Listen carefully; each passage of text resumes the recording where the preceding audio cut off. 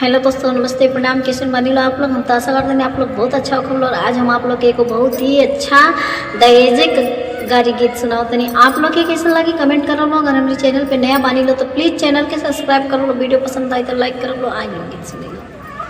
समधि बेईमान हो बेटवा अपन बेच दिहले, समधि बेईमान हो बेटवा अपन बेच दिहले।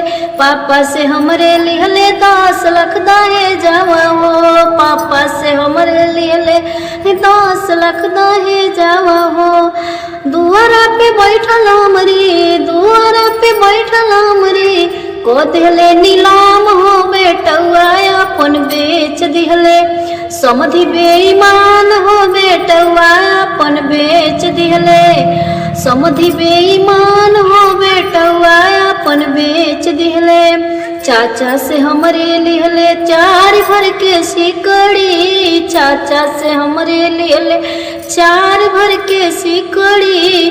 दुआरा पे बैठल हमरे, दुआरा पे बैठल हमरे को दिहले नीलाम हो बेटवा अपन बेच दिहले। समधि बेईमान हो बेटवा अपन बेच दिहले, समधि बेईमान हो बेटवा अपन बेच दिहले।